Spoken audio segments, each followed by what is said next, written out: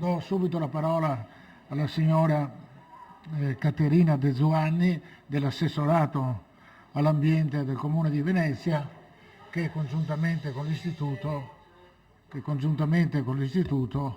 ha curato questa manifestazione. Prego, signora. Guardi. Buonasera, ringrazio l'Istituto che ha dato la possibilità di incontrarci con il professor Luminè qui a Venezia. Desidero anche ringraziare il professor Luminè che appunto questa sera ci parlerà di buchi neri. Domani sera a Mestre ci sarà un secondo appuntamento con il professore presso il municipio di Mestre in via Palazzo. Il titolo della conferenza sarà L'occhio di Galileo. Questa sera una conferenza più di tipo scientifico, domani una conferenza più divulgativa, un po' per tutti. Auguro buon lavoro, lo ringrazio e l'appuntamento è per domani sera, per il secondo appuntamento. Grazie. Grazie signora. Bene, adesso aspetta a me il compito non facile di presentare l'oratore di questa sera, Jean-Pierre Luminè, dell'Osservatorio di Parigi. Compito non facile perché se fosse per illustrare la sua produzione astronomica, e io sono un astronomo, le cose andrebbero bene, ma Jean-Pierre ha spaziato su tutto la cultura legata all'astronomia, ma lo vedremo adesso, dalla poesia alla musica, alla scultura. Il professor Luminè è un astrofisico teorico e ha studiato a fondo tutte le problematiche che riguardano i buchi neri e penso che questa sera appunto ci illustrerà sia cos'è il concetto di buco nero, cos'è un buco nero e anche quali sono gli sviluppi più recenti in questo campo e soprattutto anche gli sviluppi dei suoi modelli, delle sue teorie su questo argomento. Ma questo non è il solo campo che è stato studiato dal professor Luminè, ha avuto ben 2 copertine di Nature, e Nature è la più famosa rivista scientifica che pubblica i risultati di avanguardia, dedicate ai suoi studi sulla struttura dello spazio.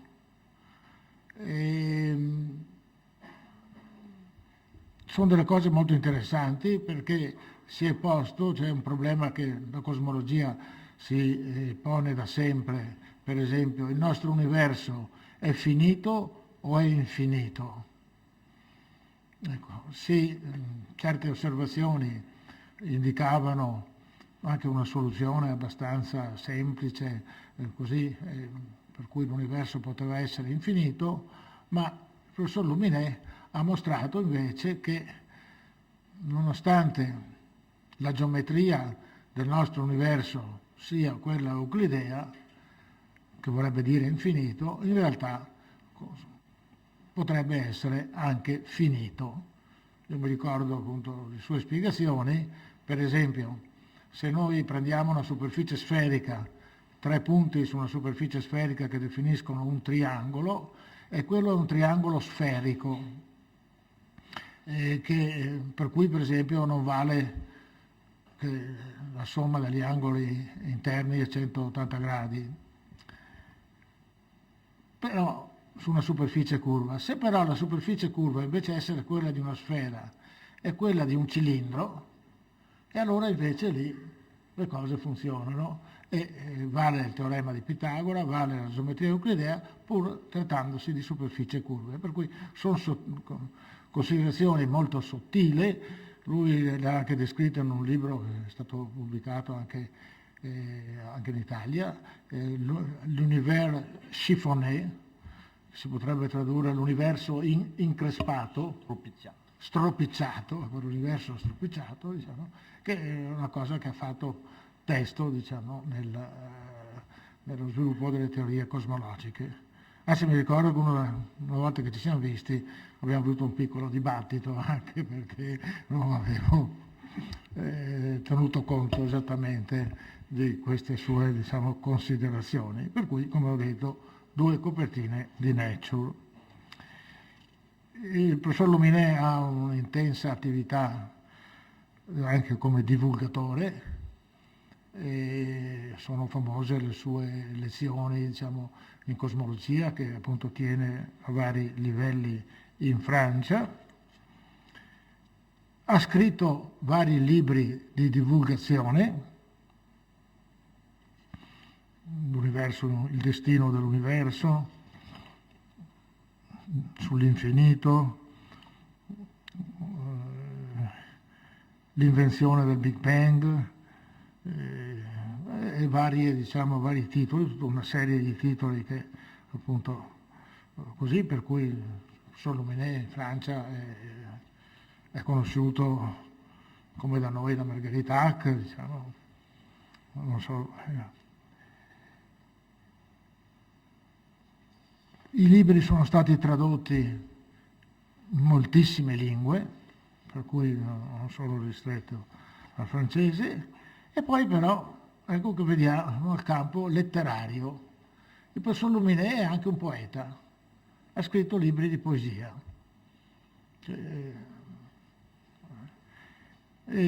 Ha curato anche una famosa antologia di poesie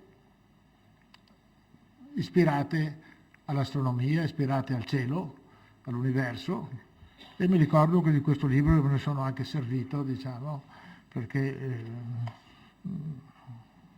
era estremamente interessante. Ha scritto romanzi, sempre a carattere che riguardano astronomi, ma su Copernico, su Galileo, che verrà presentato domani, per cui tutta questa attività, ma anche sculture, ho detto. È anche uno scultore, ha lavorato anche con le mani, diciamo, per creare, diciamo, delle forme estremamente interessanti. È stato consulente per film, sempre ovviamente a carattere, diciamo, scientifico, a carattere divulgativo, ma di nuovo per questo vi dà un'idea della vastità, diciamo, degli orizzonti di questo personaggio che io ho appunto stasera ho il piacere di presentarvi. Stasera il professor Luminet parlerà in inglese, e poi le 2 dottorande che sono qui di astronomia alla mia destra cercheranno appunto di tradurre, per cui dirà qualche frase al professor Luminet e poi sentiremo la traduzione, così pure poi per la discussione, se vengono delle domande in italiano. Lui parla anche italiano, ma insomma, per cui forse possono essere anche dirette a lui in italiano e poi risponderà, diciamo, in inglese. Poi una cosa così, un ricordo personale, mi ricordo che ha organizzato una bellissima mostra alla Bibliothèque Nationale de France sulle concezioni dell'universo.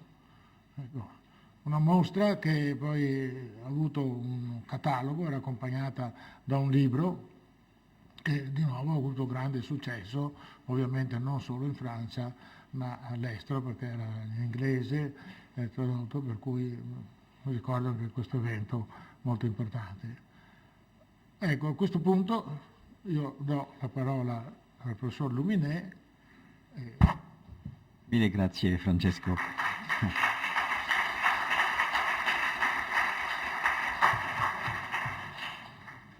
E buonasera, come ha detto Francesco Bertola, posso parlare un poco italiano, però per tutta una conferenza è meglio di parlare in inglese.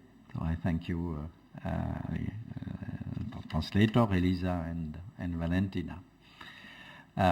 It's really a great pleasure and honor for me to be here in such a wonderful place and palace, Istituto Veneto, especially dedicated not only to science but also to literature and art, which are my fields. But well, for tonight I was asked to speak specifically on science and one aspect of my works in science, as mentioned by Professor Bertola, about black holes. Always. So. Sì, allora dice che è un piacere essere qui in questo bellissimo posto che è l'Istituto Veneto, che è un posto dedicato sia alla scienza ma principalmente alla letteratura e all'arte, e lui in questa conferenza parlerà principalmente di scienza ma essenzialmente anche della sua scienza, quindi di quello di cui tratta la sua ricerca, ossia i black hole, e quindi ringrazia insomma tutti. You know probably that the concept of what we call now black hole, but more generally what can be considered as an invisible star, has been already conceived in the framework of Newtonian gravity at the end of the 18th century. Sì, allora il concetto di black hole è un concetto già presente nella relatività newtoniana dell'Ottocento, insomma, in cui si pensava appunto che fosse una stella invisibile, quindi l'invisible star. The idea was simple, admitting that light is influenced by a gravitational field of a star.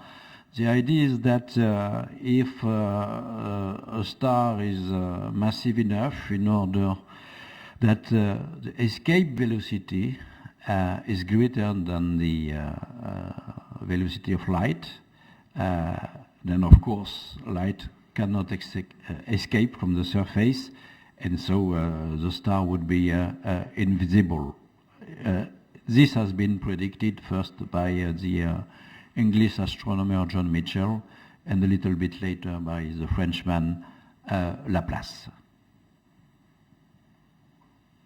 Allora sì, la luce è praticamente influenzata dal campo gravitazionale e quindi l'idea è che se una stella è talmente massiccia, come può essere quindi un buco nero, la sua velocità di fuga, quindi la velocità per fuggire da questa stella, può essere uguale alla velocità della luce o addirittura superiore. E quindi, poiché la luce non riesce a sfuggire, la stella è invisibile. Questa praticamente è una teoria già predetta da John Michell, da John Michell, quindi è la teoria appunto sui buchi neri e la plasma. Che anno? What year? Mitchell. John Mitchell? Year. What? Sì, nel Settecento. Nel Settecento.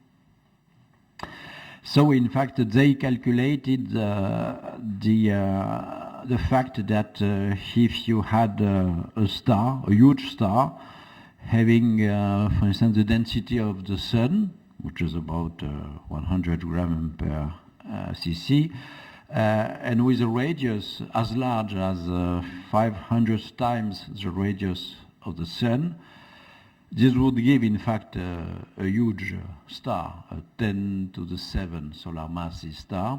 Then this star would be invisible because the escape velocity would be greater than the speed of light. And this is the first guess of the possible existence in the universe of large masses, which now we call black holes.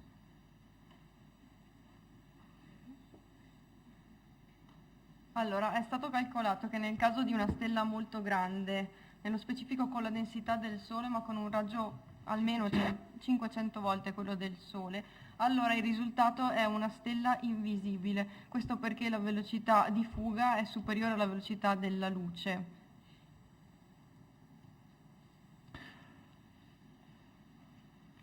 Now, of course, the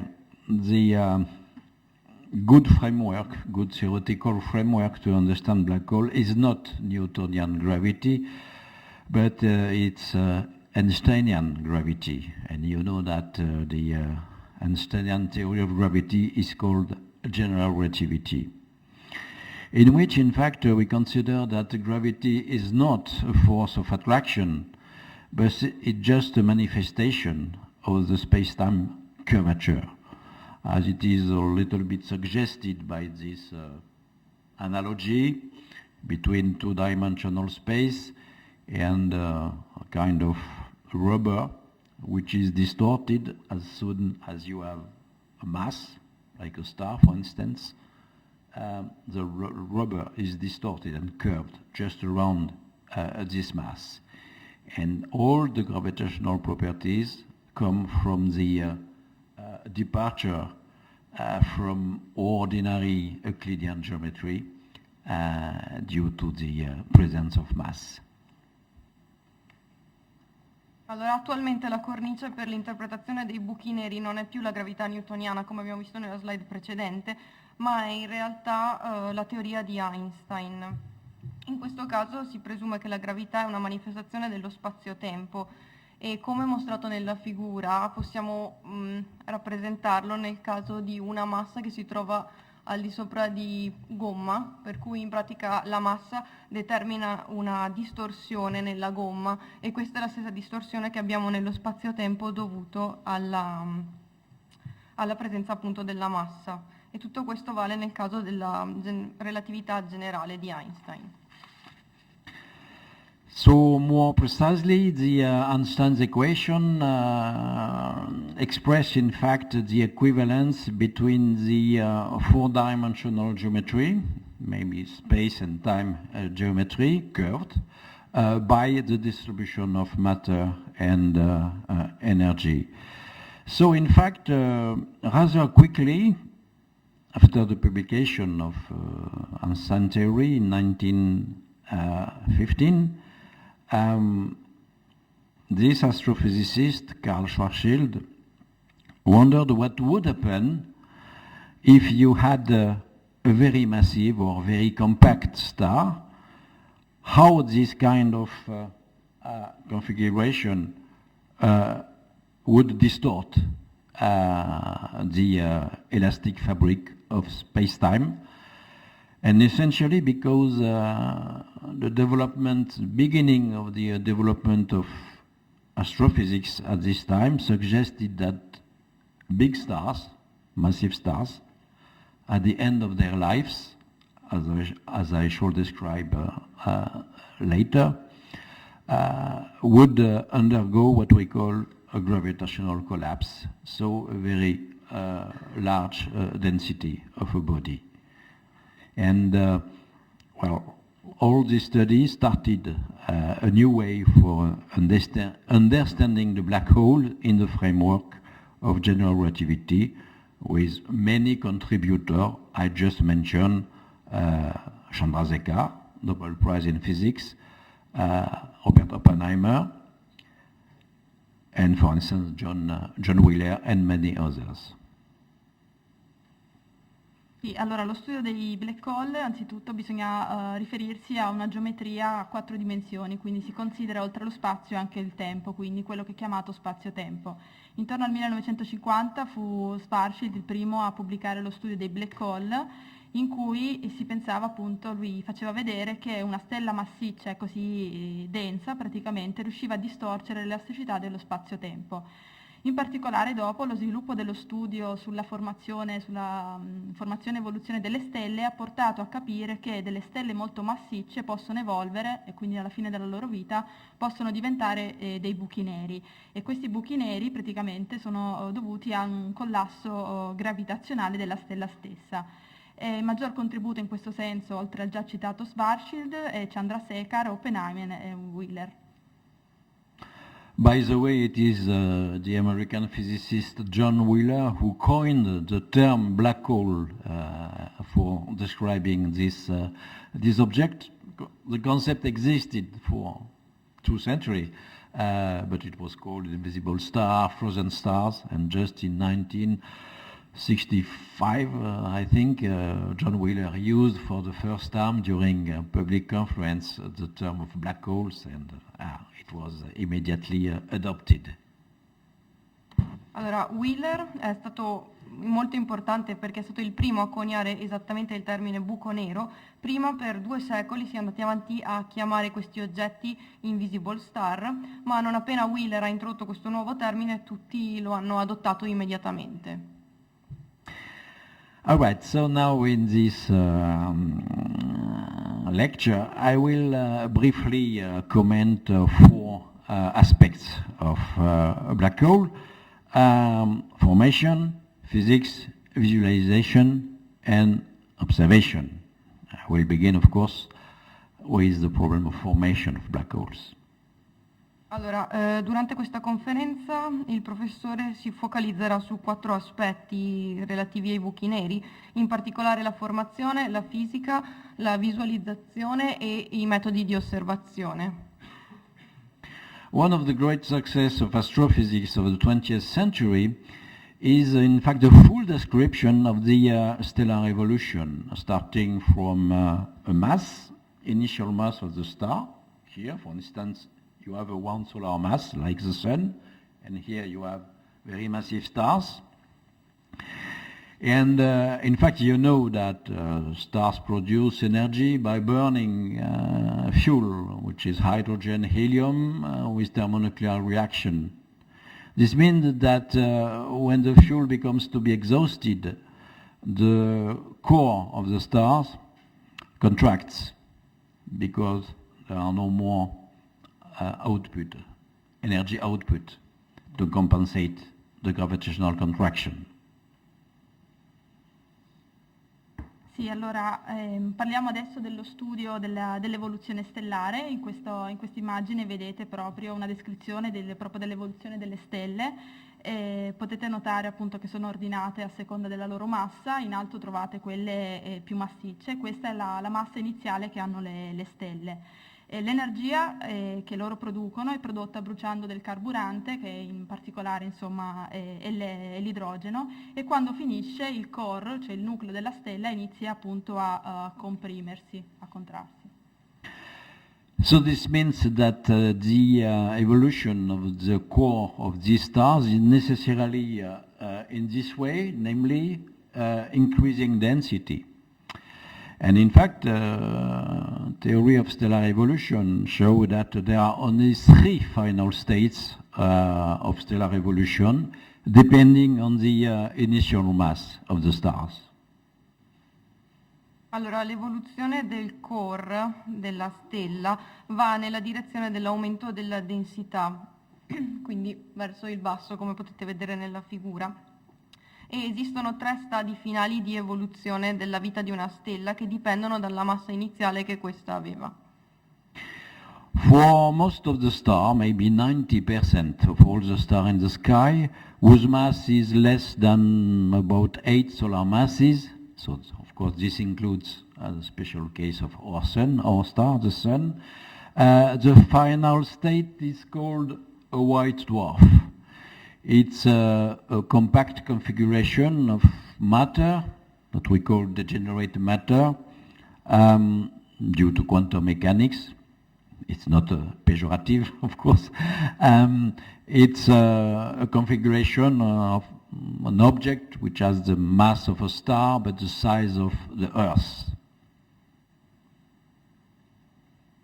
Sì, allora la maggior parte, circa il 90% delle stelle, ossia quelle che hanno una massa iniziale inferiore a 8 masse solari, quindi ciò include anche il nostro Sole, finiscono la loro vita diventando delle nane bianche, e questa è praticamente una configurazione compatta, degenere secondo la fisica quantistica, e hanno la dimensione della Terra, cioè sono molto dense, però hanno la dimensione circa uguale alla Terra.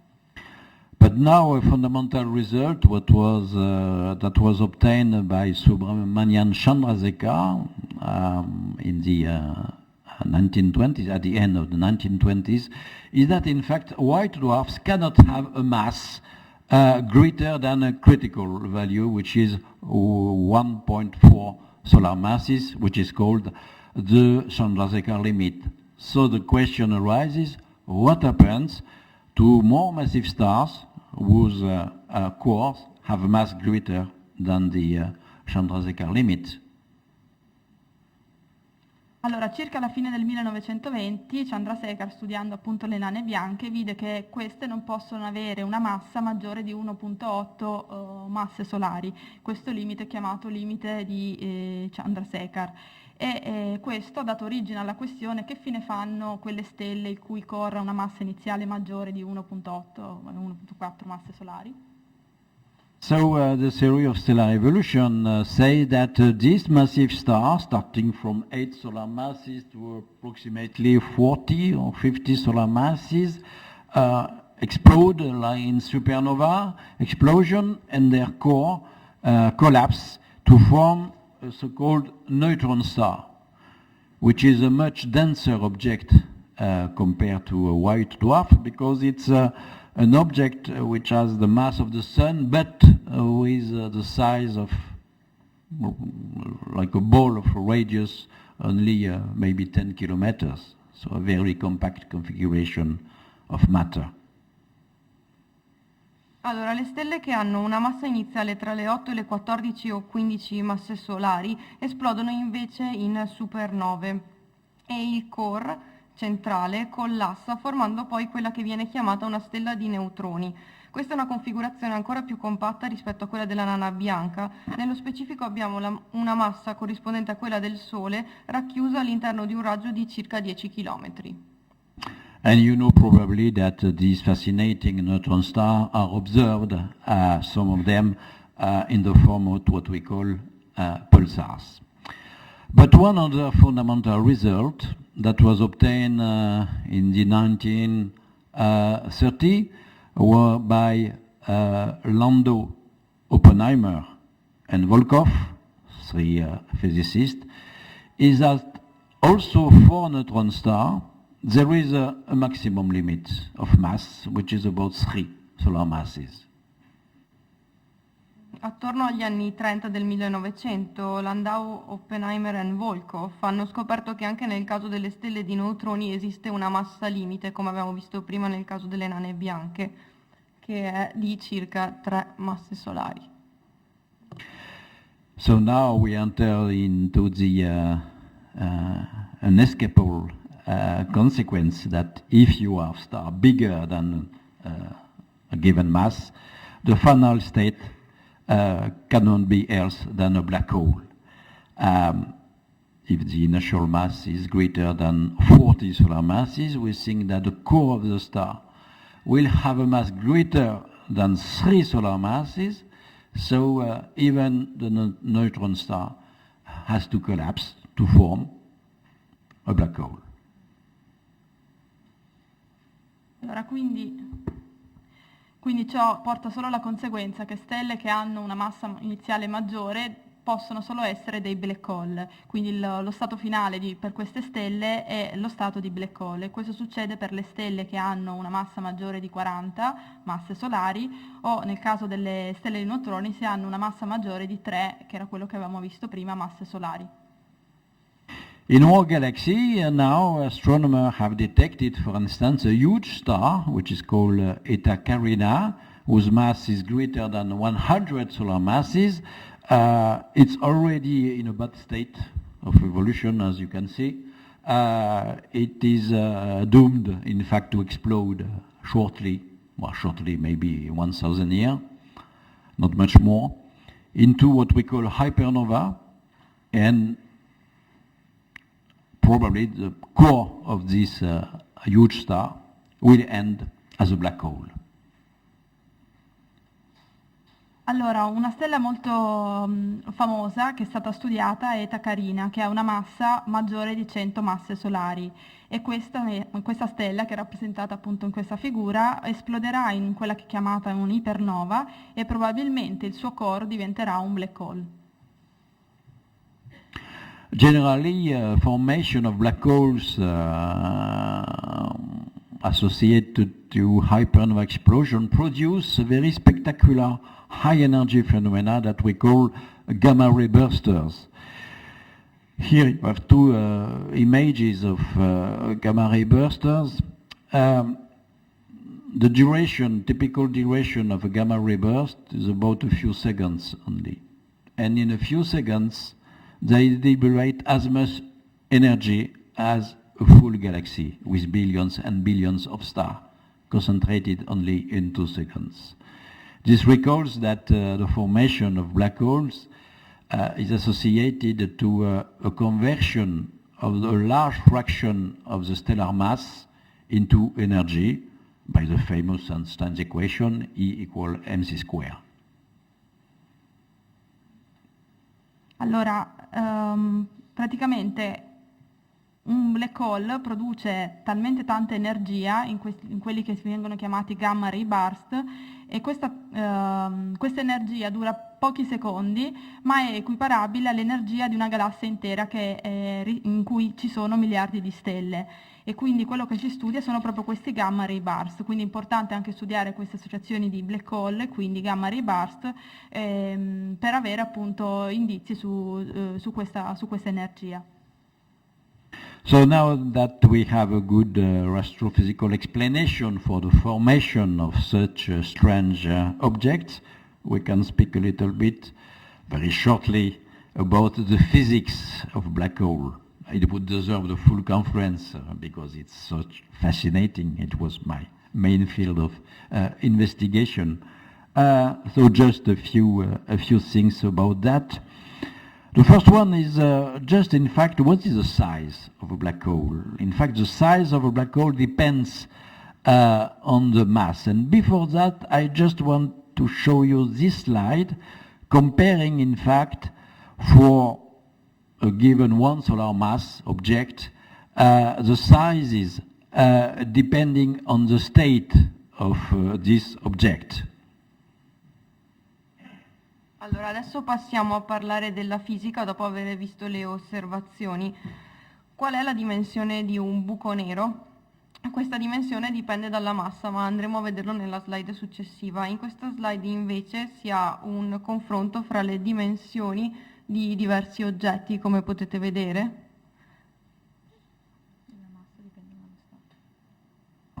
Right. So here, on the left, you have the compared size of our star, the Sun, with the size of what we call a red giant, which is the evolution of star like the Sun, but when they begin to inflate due to modification of the inner structure. So you see that you have a huge red giant compared to the Sun. The second one show you the compared size between the Sun and a white dwarf. So you see that it's the same star, but at different moment of its evolution. The present day Sun, the future Sun, in maybe 3 or 4 billion years, and the still more future Sun, maybe in 5 billion years, which will end as a white dwarf. Ah, ok, allora partiamo dalla sinistra, abbiamo una red giant, quindi una stella di tipo gigante rossa. Come potete vedere ha una dimensione enorme comparata con quella del Sole in giallo, e nel secondo caso invece abbiamo la dimensione del Sole, che è la grande striscia gialla, comparata con quella di una nana bianca. Come potete vedere abbiamo il Sole come è adesso. La stella gigante rossa sarebbe il futuro del Sole e la nana bianca potrebbe essere l'ulteriore step nell'evoluzione del Sole. The third slide shows the compared size between a white dwarf and a neutron star. As I told you, neutron stars are much more concentrated configuration of matter, and compared to, for instance, a 10,000 kilometer of radius for white dwarfs, you have only a 10 kilometers radius for a neutron star. Nel terzo pannello vediamo invece il confronto fra la dimensione di una nana bianca e quella di una stella di neutroni. Come potete vedere la differenza è enorme, la stella di neutroni è molto più piccola. And as you can see in the last slides, in fact, a stellar mass black hole is not so smaller than a neutron star. And in fact, there is a very simple formula which has been discovered by Karl Schwarzschild, which gives exactly the radius of a black hole depending on its mass. In units of the solar mass, you see here this formula, 3 kilometers times the mass in units of solar masses. So this means that a black hole of 1 solar mass, in fact it doesn't exist because it needs a greater mass, but theoretically would have a radius of 3 kilometers. Allora, nell'ultimo pannello vediamo il confronto fra la dimensione di una stella di neutroni e un buco nero di tipo stellare. Come potete vedere la differenza di dimensione non è grandissima e la formula che è riportata in basso ci dà qual è l'espressione del raggio tipico di un buco nero di tipo stellare in funzione della massa, e la massa va espressa in masse solari. Questo ci dice che praticamente nel caso di un buco nero di massa uguale alla massa del Sole avrebbe un raggio pari a circa 3 chilometri. As we shall see later, in fact, astrophysics predicts that we can have black holes of various masses, very small masses or huge masses, and in consequences, very different sizes. So we can play easily with this simple formula to see, for instance, that a black hole that would have the mass of the Earth, the radius would be only 1 centimeter. So this gives an idea, of course, of the strong concentration of matter which is needed to form a black hole. But as I shall say a little bit later, we know also that there exist black holes of several billion solar masses, and therefore their size is several billion kilometers, as large as the solar system itself. Praticamente è possibile avere quindi buchi neri di diverse masse e conseguentemente, dalla formula che abbiamo visto in basso, di differenti dimensioni. Nel caso di un buco nero ipotetico con massa pari alla Terra, esso avrebbe un raggio pari ad 1 centimetro e quindi potete immaginare quanto la materia al suo interno potrebbe essere concentrata. I also want to recall that, in fact, a general false wrong idea among the in popularization is that black holes are necessarily dense objects. This is not true. We can estimate the average density of a black hole, assuming that we have a mass inside a given volume, and in fact, when the mass of the black hole increases, the average density decreases very quickly.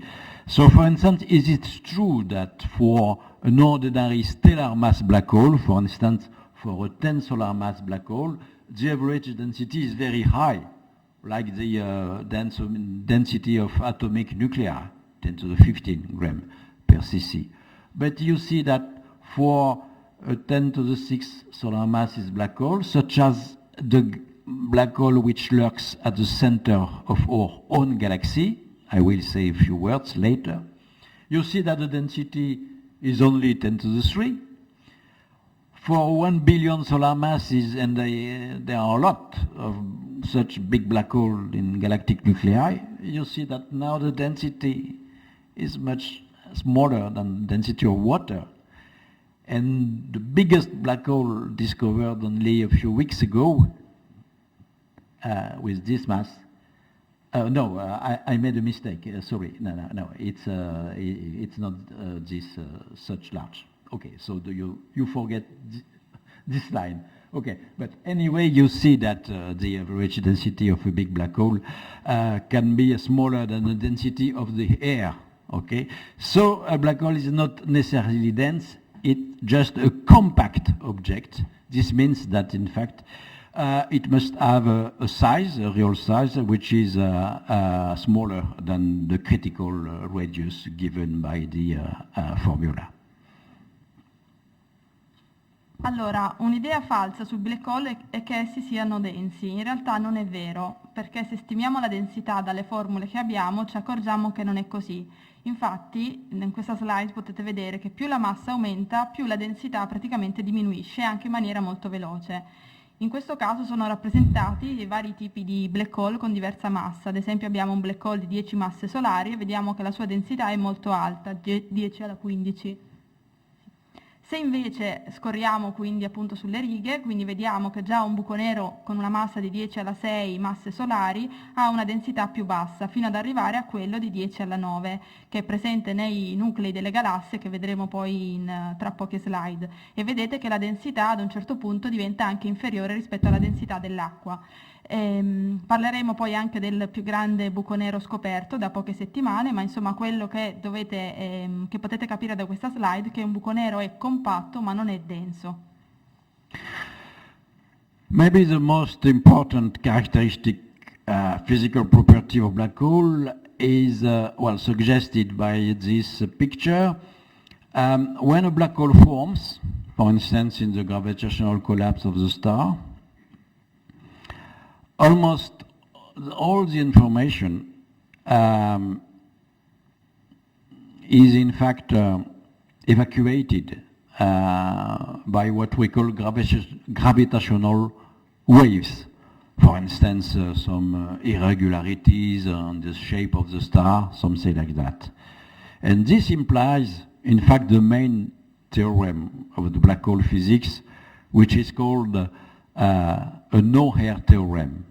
Well, in fact, it was formulated by John Wheeler. He said, a black hole has no hair. I will explain this after the translation. Allora, un'importante caratteristica dei buchi neri è che quando essi si formano, ad esempio dal collasso di più stelle, tutte le informazioni sono praticamente incamerate all'interno del buco nero stesso, quindi nelle onde gravitazionali entrano nel buco nero stesso. E questo teorema formulato da Wheeler, chiamato no hair, quindi senza capelli, ci fa capire che un buco nero in pratica non ha i capelli, quindi tutte le informazioni che esso contiene non sono visibili all'esterno. So in fact this expresses the property that every kind of matter that contributes to the formation of a black hole is characterized by a lot of parameters. Okay, the mass, of course, electric charge, but the color, the size, the form, the shape, the atomic constitution, a lot of things. And in fact, the Noether theorem says that, in fact, most of this information disappears into the black hole, and the final state is a black hole which retains only 3 parameters, which is the mass, the electric charge, and the angular momentum related to the rotation of the black hole.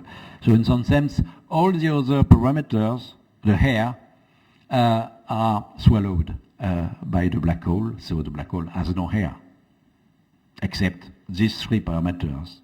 And this makes the black hole, in fact, paradoxically, the simpler object in nature, because you can completely describe all the physical properties of a black hole given only 3 parameters. Allora, praticamente tutte le informazioni contenute, ossia la massa, l'energia, la dimensione, insomma tutte le informazioni che entrano nel buco nero non riescono ad uscire, quindi spariscono. E lo stato finale praticamente del black hole può essere descritto invece da soli 3 parametri, che sono la massa, la sua carica e il suo momento angolare. Quindi apparentemente agli occhi della fisica il buco nero è un oggetto molto semplice, perché appunto questi 3 parametri lo descrivono totalmente. In realtà tutta l'informazione è stata persa, e per questo appunto è il teorema di senza capelli. Now, a very interesting property of a special kind of black hole that was discovered by Stephen Hawking is a theoretical idea, the fact that it could exist very small black hole, that we call mini black hole, with mass as small as 10 to the 15 gram, which is approximately the mass of an asteroid, something like that. Of course, this kind of black hole cannot form today. by gravitational collapse. The only possibility is that such small black holes are formed just after the Big Bang. It cannot be checked by observation now, as I shall explain later. But the fascinating property of such small black holes is that they are ruled not only by gravity but also by quantum mechanics. Allora, esiste poi una seconda categoria di black holes di tipo un po' speciale che sono stati scoperti da Stephen Hawking. In linea teorica Hawking ha scoperto che potrebbero esistere dei cosiddetti mini buchi neri, quindi dei buchi neri con una massa molto piccola, dell'ordine di 10 alla 15 grammi, che è circa la dimensione di un asteroide. Questi oggetti ovviamente non si possono formare oggi per collasso gravitazionale, ma dovrebbero essersi formati dopo il Big Bang. E questi oggetti non possono essere visti e non sono governati dalla relatività generale, ma dalla meccanica quantistica.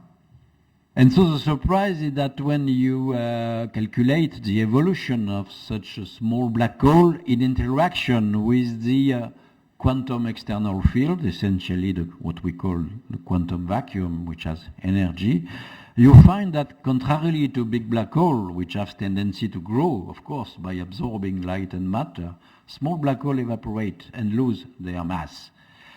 This is called the Hawking radiation. They evaporate by giving a special kind of radiation. L'evoluzione di questi mini buchi neri si ha con un'interazione in pratica con il cosiddetto vuoto quantistico, e la cosa interessante è che questi oggetti evaporano e perdono massa invece che accrescere massa come fanno gli oggetti di dimensione maggiore. And this poses a very interesting theoretical problem, maybe in the future practical, I don't know yet, which is called the information paradox. I told you that black holes catch most of the information, but if black holes evaporate, they give again this information. The question is all the information captured in the black hole is restituted during the evaporation or not? Well, this seems a strange question, but very important for physicists. And in fact, there are two schools. One school thinks that most of the information is lost, irremediably lost, and the other school thinks that all the information should be recuperated during the evaporation. And according to the last theoretical development, it seems that it's the second school that should be right. All the information could be recuperated during the evaporation of mini black holes. Allora, l'evaporazione di questi mini buchi neri ci porta ad un problema teorico che potrebbe diventare un problema pratico nel prossimo futuro, e al cosiddetto paradosso dell'informazione. Abbiamo visto prima che un buco nero cattura l'informazione di tutta la materia che ci cade dentro. Quindi, quando un buco nero evapora, questa informazione viene liberata, e se sì, tutta oppure soltanto in parte. Esistono fondamentalmente due scuole di pensiero diverse. La prima sostiene che la maggior parte dell'informazione è comunque irrimediabilmente persa. La seconda dice invece che tutta l'informazione può essere recuperata grazie all'evaporazione del buco nero. Now probably the most fascinating theoretical property of black hole is the possible existence of what we call wormholes. As I told you, black hole distorts strongly the geometry of space and time by inducing very strong curvature. It was discovered as a mathematical solution of Einstein's equation describing the shape of space distorted by a black hole that we could have this possibility, namely, instead of creating a kind of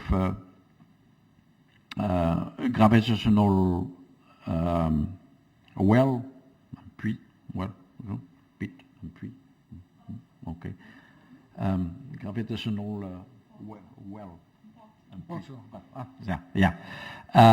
Which would be blocked by what we call a singularity.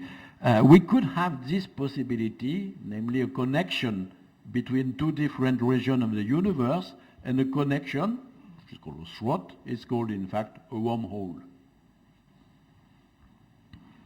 Sì, allora una conseguenza più affascinante è l'esistenza, la possibile esistenza di questi tipi di cunicoli, tipo di tunnel, in cui abbiamo visto che i black hole distorcono lo spazio, quindi la geometria, quindi potrebbe succedere proprio la situazione che è rappresentata nella slide, e questa è stata scoperta come soluzione matematica, ma c'è appunto la possibilità che si crei un pozzo da una parte all'altra dello spazio, quindi creando e collegando le due parti diverse dello spazio, che è lo spazio-tempo.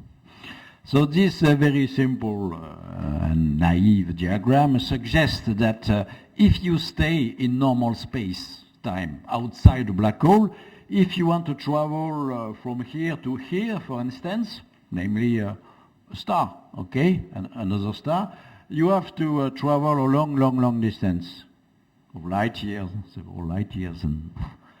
But if there is a wormhole here, and if you can go through the wormhole without danger, which is not at all obvious, you have a shortcut. And you can go almost directly, only in a few hours, instead of million of years, from here to here, by taking this shortcut. So of course it's a dream for future interstellar travel, if it exists. But the problem is that physics suggests that in fact wormholes are unstable.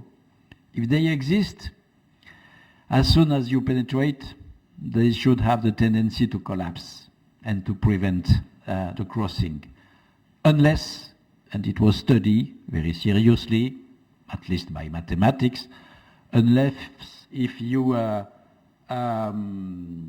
inject into the wormhole a kind of energy that we call negative energy that would stabilize the wormhole, and maybe you could pass through. And to have this, the famous science fiction story about the stargates.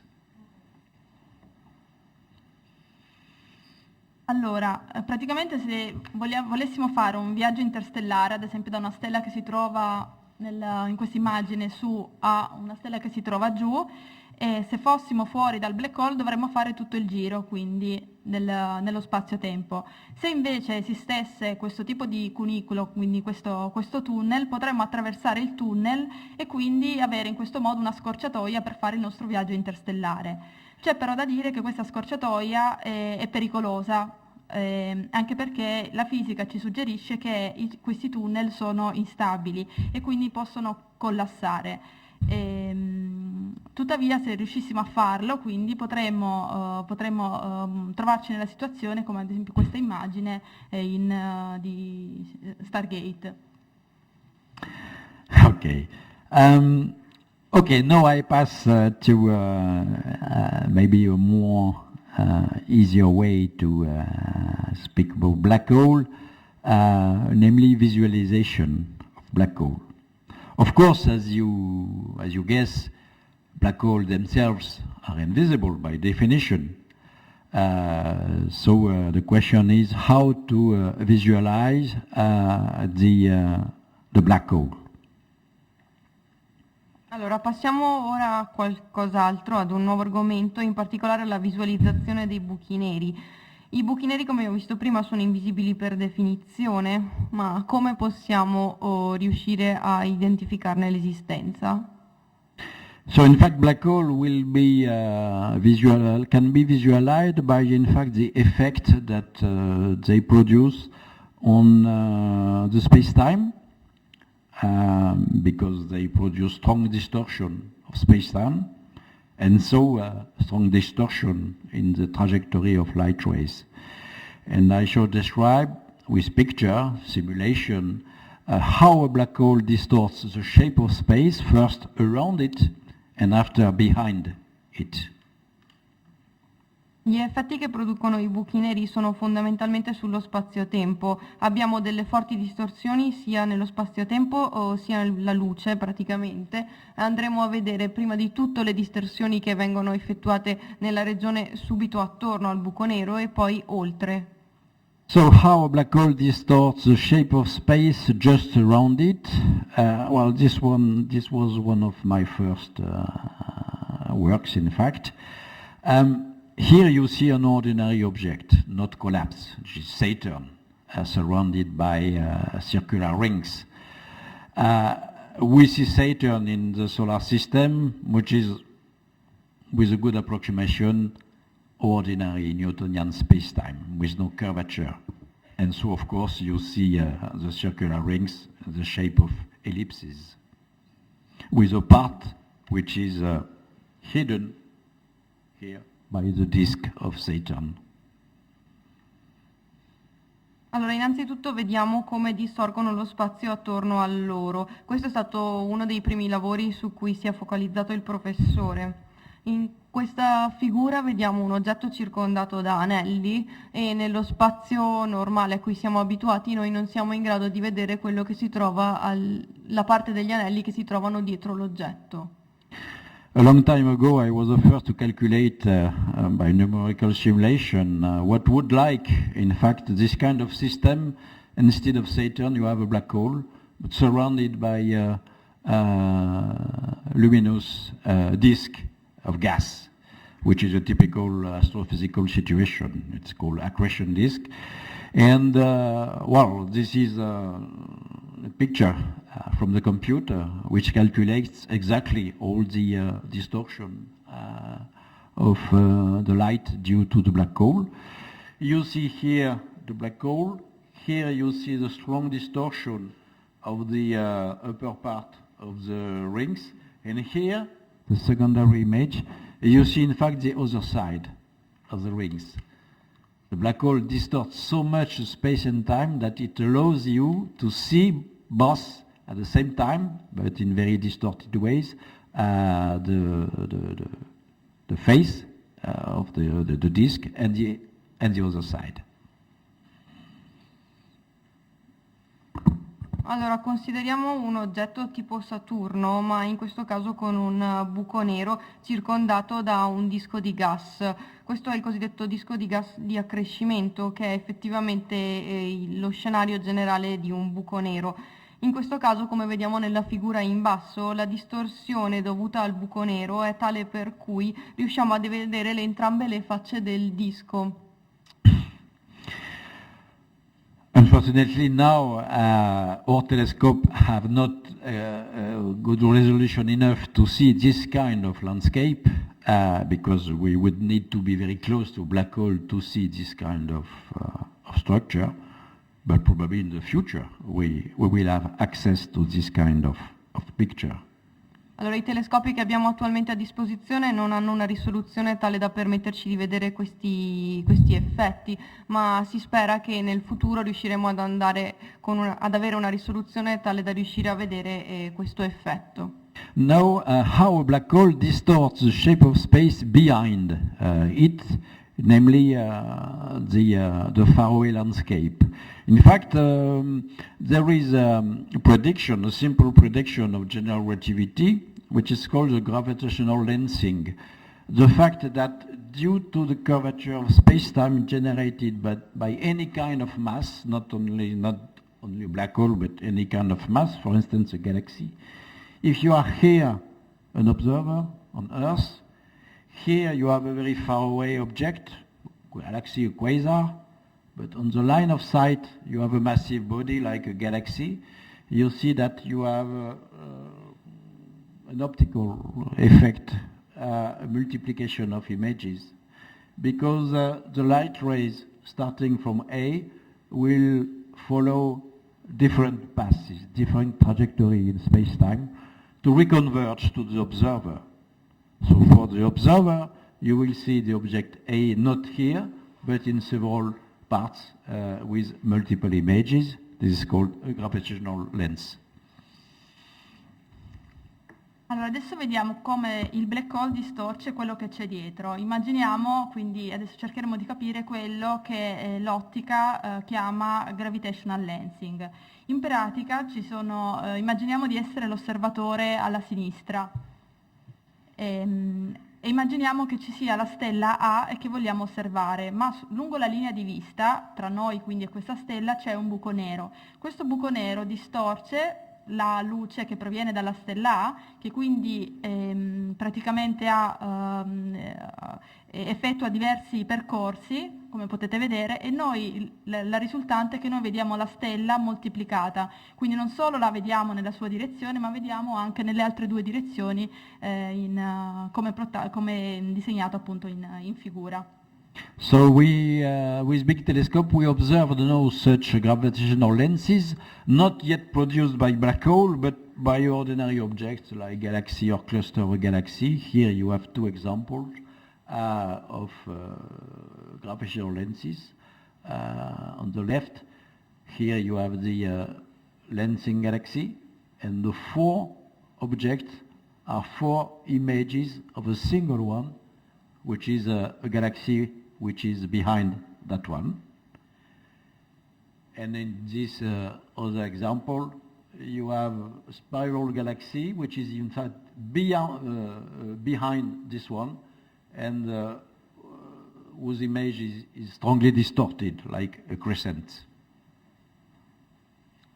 Allora, i telescopi che osservano questo tipo di effetto, quindi questo effetto di lente gravitazionale, lo osservano, però in realtà la lente non è un buco nero, ma sono altri tipi di oggetti, quali può essere ad esempio una galassia. E nelle due immagini che vedete su, vediamo proprio l'effetto di gravitational lensing effettuato da due galassie. A sinistra vediamo in pratica 4 immagini dello stesso oggetto, quindi della stessa galassia, quindi abbiamo la moltiplicazione degli oggetti. Invece a destra vediamo una galassia spirale nello sfondo che viene che viene distorta dalla luce dell'oggetto che invece c'è davanti, quindi forma quella figura. The theory predicts very simply that in an idealized situation where you have two objects exactly on the same line of sight, spherical object, by obvious symmetry reason, the gravitational lens would produce a perfect ring, which is called an Einstein ring. Of course, the nature never realizes this ideal situation, so you see only parts of the Einstein ring. Allora, la situazione ideale in questo caso è che i due oggetti siano allineati lungo la linea di vista, quindi sia l'oggetto lente sia l'oggetto che c'è dietro. E se questa situazione si verifica, noi vediamo quelli che vengono chiamati i cosiddetti anelli di Einstein, quindi una situazione praticamente ideale. A volte non è così e vediamo la figura, insomma, semplicemente la distorsione. Now recently,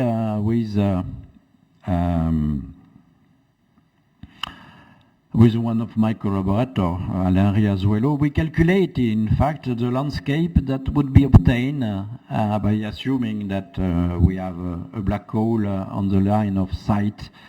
Here you have a real picture of the southern hemisphere. You see the Milky Way. This is the center of the Milky Way. These two bright stars are just Alpha and Beta Centauri. Okay, so this is a real landscape that you could see in the southern hemisphere. And after that, I will show you a picture where we have assumed that in this direction we put a black hole. And we will compute again the landscape distorted by the presence of the black hole. Sì, allora questa è frutto di una sua collaboratrice, insomma del lavoro di una sua collaboratrice, in cui si vede che se prendiamo appunto un'immagine qualsiasi di fondo e ci mettiamo un buco nero, possiamo vedere l'effetto della distorsione che questo buco nero provoca. In particolare consideriamo questa immagine in cui c'è la Via Lattea, quindi quella striscia che vedete è la Via Lattea col suo centro, e piazziamo proprio un buco nero lì dove ha indicato il professore. Vediamo cosa succede. We get this. You see that in the vicinity of the black hole, the primary image of the Milky Way is strongly distorted. But here you see a strange structure, which is in fact the full Milky Way, crossing all the sky at 350 degrees, because in fact the black hole is such a strong lens that it distorts the complete shape of space, and inside the theoretical Einstein ring associated to the black hole, you see a full duplication of the whole sky, not only on the sky in the field of observation, but on the full celestial sphere, and is the reason why here you see the full Milky Way crossing all the sky. Allora, questa è appunto l'immagine in cui dicevo prima, in cui c'è il black hole che distorce l'immagine della Via Lattea. E quello che vediamo, oltre alla principale distorsione dovuta al buco nero, è che notiamo delle strane strutture. Cosa sono queste strane strutture? In pratica sono tutta la Via Lattea distorta dal buco nero stesso. Quindi ci stiamo trovando nella situazione precedente, quindi vediamo la distorsione, la moltiplicazione degli oggetti e anche l'anello di Einstein. Quindi anche appunto possiamo vedere l'intera Via Lattea poiché il buco nero distorce l'intero spazio. Now I show you a still more impressive landscape, always in southern hemisphere. All the amateur astronomer here and professional, of course, will recognize this picture. You have the Milky Way, you have the so-called Magellanic Cloud, the large one, the small one, which, as you know, are just small galaxies, satellites of our own Milky Way. And just to recall in fact, okay, and you have here the bright star Canopus, Achernar, Alpha and Beta Centauri, and here the Southern Cross. And I will show you in the next slide. It will not be a slide, it will be a movie. The landscape calculated step by step when a black hole passes in front of that with this trajectory. Allora, questa è un'altra immagine sempre ottenuta dall'emisfero sud. Vediamo la Via Lattea, le nubi di Magellano che sono delle galassie satellite della Via Lattea e alcune stelle, e nella slide successiva vedremo un breve filmato che ci mostra l'effetto del passaggio di un buco nero. And you can expect that when the black hole will be exactly at the middle of the Large Magellanic Cloud, the gravitational lensing will produce a perfect ring, and we will check that in the movie. Ci aspettiamo che quando il buco nero si troverà esattamente nella posizione della nube di Magellano, della grande nube di Magellano, vedremo un anello di Einstein.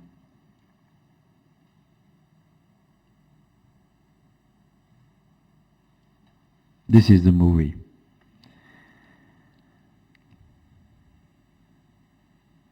What you see, for instance, a large number of bright points, which are just ghost images of all the bright stars of the celestial spheres. You see here the full Milky Way, and you begin to see here the image of the Magellanic Cloud and the secondary image. Allora, questi punti luminosi che vediamo sono delle copie degli oggetti all'esterno, e poi vediamo anche l'immagine della grande nube di Magellano distorta. I stop here the movie to show that when the black hole is exactly on the line of sight of the center of the Magellanic Cloud, you have a perfect ring. And again, I repeat, everything inside is just a duplication, strongly distorted, of course, of the full celestial sphere, namely a few thousands of the brightest stars, first, second, and third magnitude stars, and the full Milky Way. Allora, il professore ha fermato qui il filmato per mostrarci che nel preciso momento in cui il buco nero si trova sopra la grande nube di Magellano abbiamo esattamente l'anello di Einstein, all'interno del quale riuscivamo a vedere una perfetta copia dell'universo all'esterno, questo dovuto alla grande distorsione gravitazionale dovuta alla massa del buco nero. You have seen also at some moment some amplification of light of the stars, and this is also a property of this kind of gravitational lensing. The amplitude of light is increased, and maybe in the future we will use such phenomena as a new telescope that we call gravitational telescopes. The telescope will be black hole. Allora, vediamo anche che alcuni oggetti hanno un aumento della loro luminosità, questo è un altro effetto dovuto alla grande massa del buco nero e questo effetto potrebbe essere usato in futuro per una nuova classe di telescopi, che sono telescopi gravitazionali.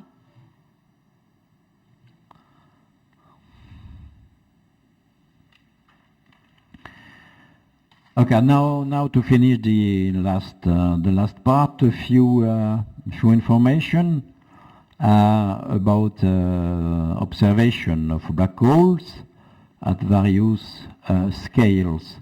Very quickly, I don't detail this picture, just to recall you, as I told you before, that in fact theory predicts black holes of any mass. So you can have stellar mass black holes, which are produced by gravitational collapse of stars.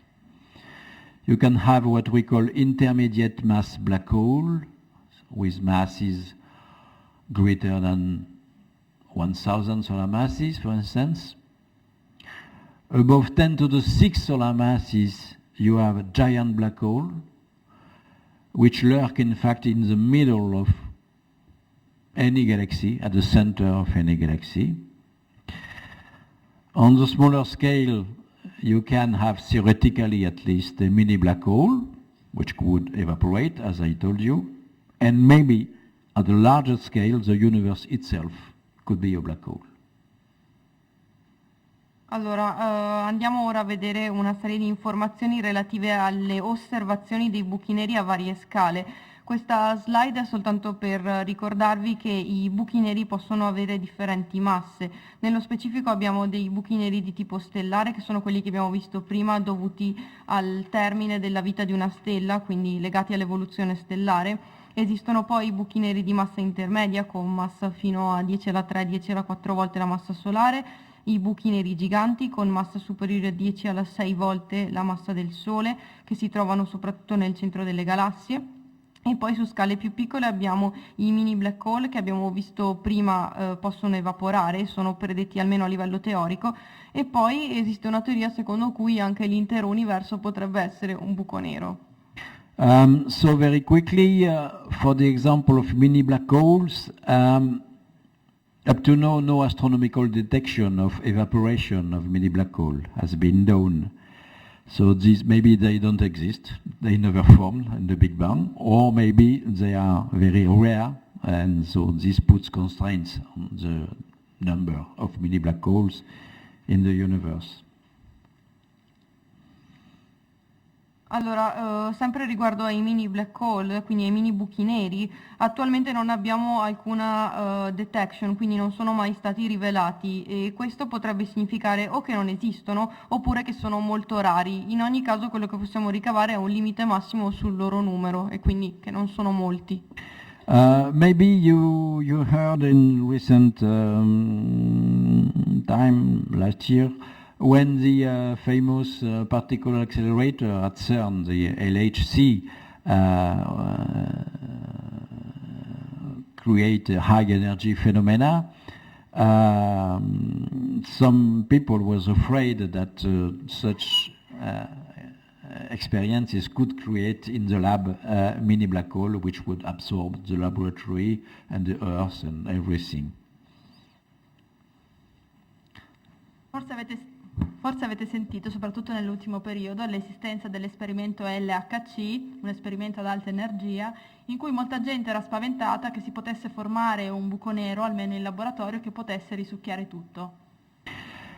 So very quickly, in fact, this is quite impossible in ordinary physics, and because, in fact, the maximum energy obtained in the particle accelerator is given by this value, whereas the energy necessary to generate a mini black hole would be this value, huge compared to the available energy. So this is impossible.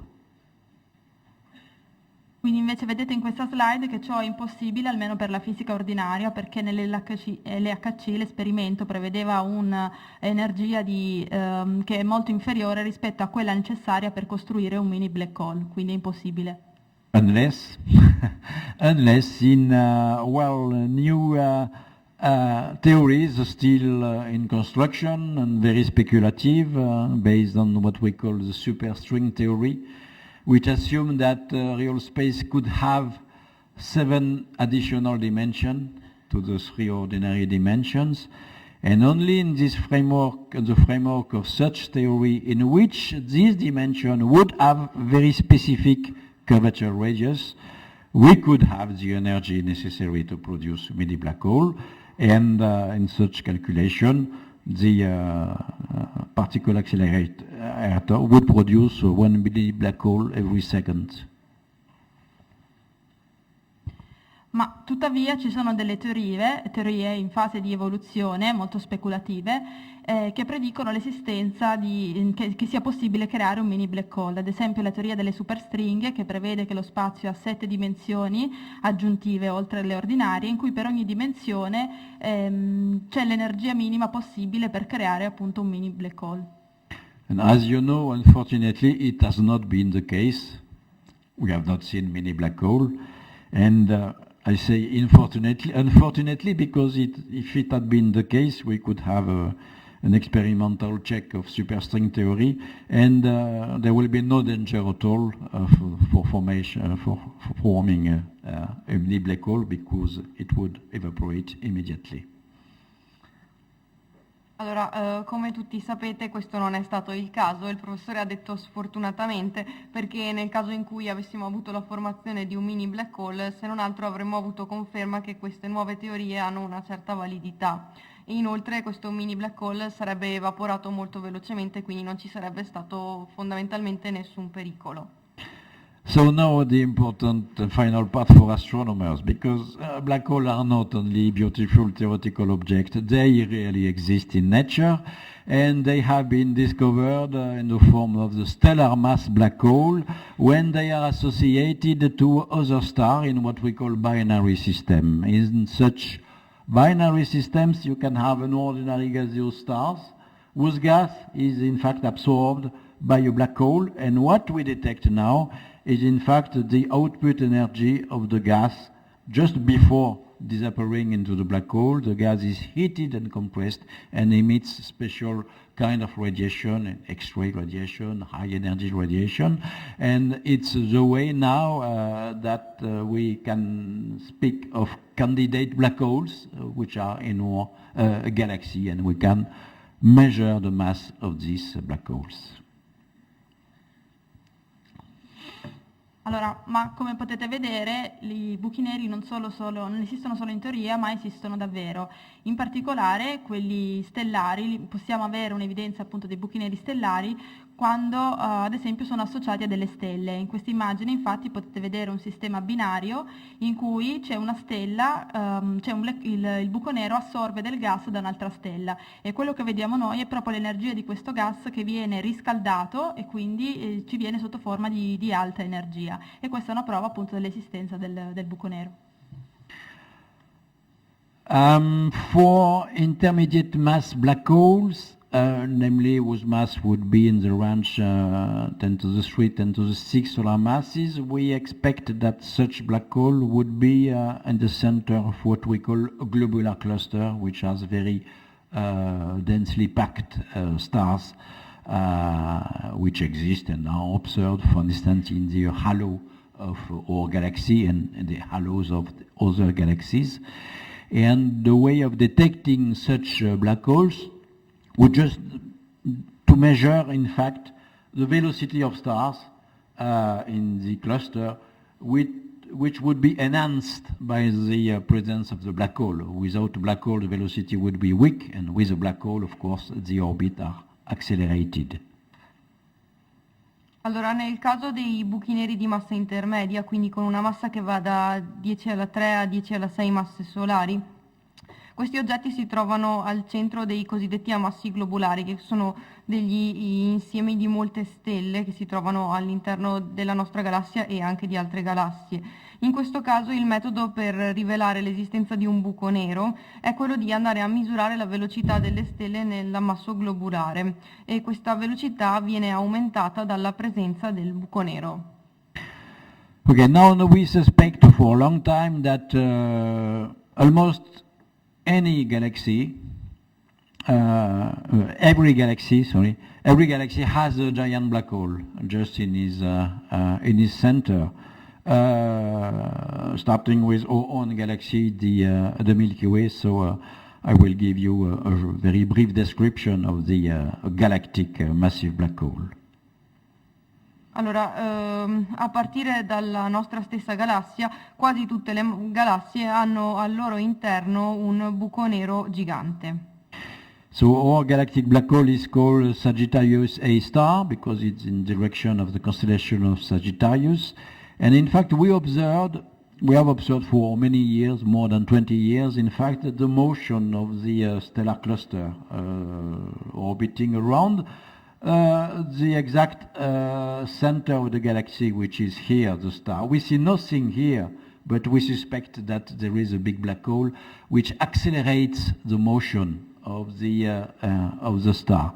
And in fact, a detailed analysis of all this motion, it will be more apparent with this movie here.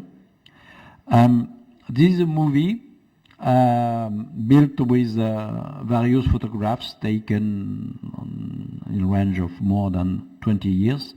And you see in the movie the star, which move around the expected position of the black hole.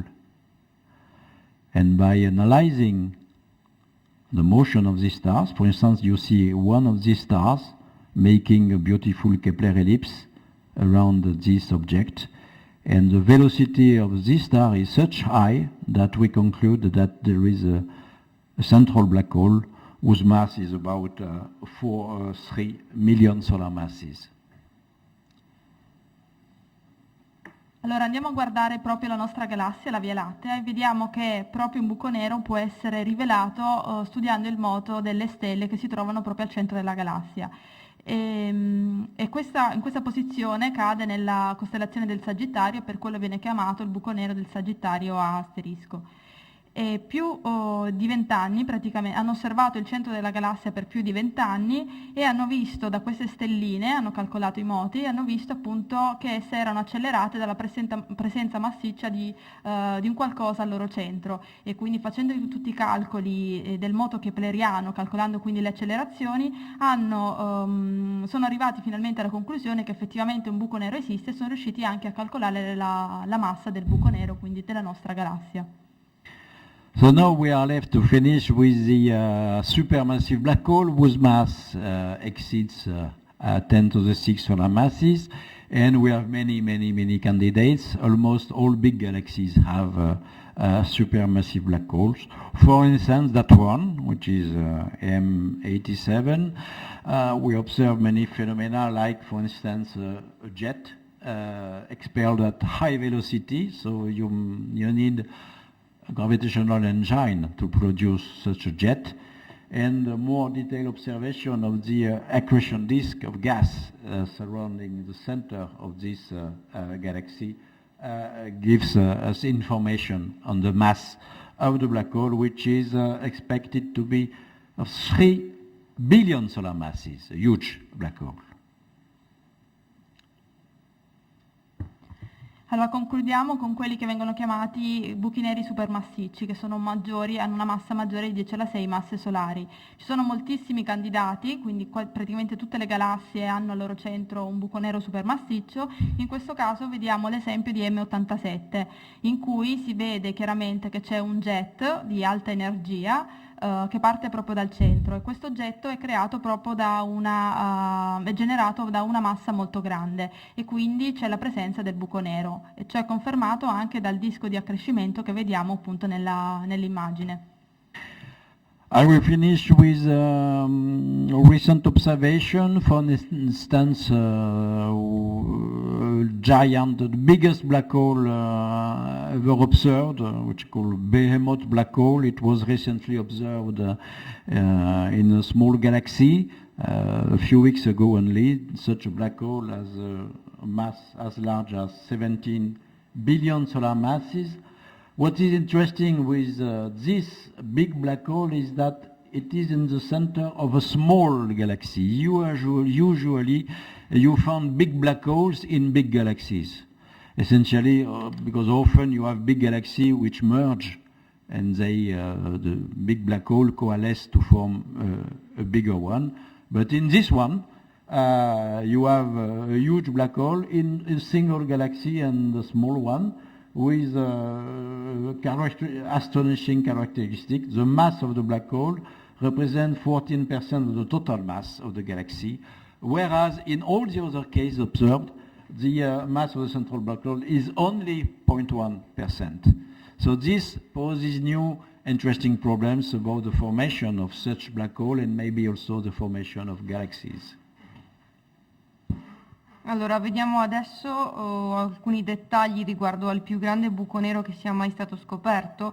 È una scoperta molto recente di alcune settimane fa. Questo buco nero supermassiccio si trova all'interno di una piccola galassia ed ha una massa di 17 miliardi di masse solari. Di solito buchi neri con una massa così grande si trovano all'interno di galassie molto grandi oppure di sistemi interagenti. In questo caso invece ci troviamo nella situazione in cui questo buco nero supermassiccio si trova all'interno di una galassia molto piccola. Esso praticamente corrisponde a circa il 14% della massa totale della galassia, mentre solitamente ci troviamo ad avere a che fare con buchi neri che sono corrispondenti a 0,1% della massa della galassia. Questo porta a chiedersi qualcosa riguardo alla formazione di questo genere di oggetti. Probably the near future of black hole astronomy will pass through the detection of gravitational waves. And now there are already a few detectors. One is here in Italy, near Pisa, which is a Franco-Italian gravitational telescope, which is called Virgo. Who is expected to detect waves of curvature produced during the formation, for instance, of a black hole, explosion of supernova, or this kind of phenomena. Here you see an astronomical image of two merging faraway galaxies with two big black holes which are in a binary system, and one day, maybe in a few million years, these two big black holes will coalesce, will merge into a single black hole and produce a huge burst of gravitational waves which could be detected by a new generation of detectors. Allora, nel futuro sarà molto interessante andare ad osservare le onde gravitazionali. Attualmente alcuni rivelatori per questo tipo di onde sono già pronti. Uno si trova a Pisa ed è detto Virgo. E questa tipologia di onde gravitazionali sono prodotte da buchi neri, da esplosioni di supernova, oppure, come mostra questa slide, potrebbero essere prodotte nel caso in cui due buchi neri vadano a mergere, quindi a unirsi. In questo caso ci aspettiamo la produzione di moltissime onde gravitazionali che quindi saranno facilmente rivelabili. All right, so I need only 3 more minutes just to finish with a special astrophysical process on which I worked a lot on the theoretical aspects, and Professor Bertola worked on some observational aspects. Is the phenomenon of tidal destruction of stars by big black holes. We predicted a long time ago that in the vicinity of a massive black hole there is a special region in which every object, for instance a star, that penetrates is destroyed by what we call tidal forces. In fact, the strong gravitational field generated by the black hole will destroy the star. Sì, allora il professore vuole concludere giusto mostrandovi un aspetto che è interessante, con cui ha lavorato assieme al professor Bertola, che riguarda la distruzione di stelle attorno al buco nero. C'è infatti una regione in cui le stelle, se penetrano appunto in questa regione, vengono distrutte dovute al campo gravitazionale proprio del buco nero. So naively it looks more or less like that, this movie. You see the star. And the star will penetrate along a parabolic orbit inside the tidal radius, and as soon as it penetrates, it is crushed and destroyed. And this will produce a flash of light, a flare of light. Okay. Allora, come potete vedere nel video, appunto c'è la stella che orbita attorno al buco nero finché non entra in questa regione, definita da un raggio mareale, e praticamente superando questa regione viene distrutta. Ma in questa distruzione produce un flash di luce. Short flare that we had predicted theoretically in the beginning of the 1980s have finally been observed, and one of the first observations has been done by an Italian team with Professor Bertola in the form of ultraviolet flare in this galaxy, which was interpreted as the accretion of the gaseous debris of the star swallowed by the black hole. And now we have high energy telescope, X-ray, gamma ray telescope, which detect almost every month this kind of events. They are called tidal disruption events. And now there is a new field, a very interesting field of observation to detect, in fact, this flare, high energy flare, produced by this violent destruction of stars. Sì, quindi quello che abbiamo visto adesso è quello che avevamo teorizzato e visto anche per Eta Carine. È praticamente un flare che in questo caso è stato osservato da un team italiano assieme al professor Bertola. E in pratica è stato interpretato come l'accrescimento del gas che entra nel buco nero e crea questi flash di luce. Ora abbiamo dei telescopi importanti che riguardano appunto il dominio delle alte energie, che si occupano proprio di rivelare questi fenomeni di flare, c'è un campo di ricerca che si occupa proprio di ciò. So one of the theoretical contribution I made with my collaborator to this process is that in the case when the star penetrates deeply the tidal radius, in fact there are very strong crushing of the star, which flattens the star in its orbital plane to produce a kind of stellar pancake.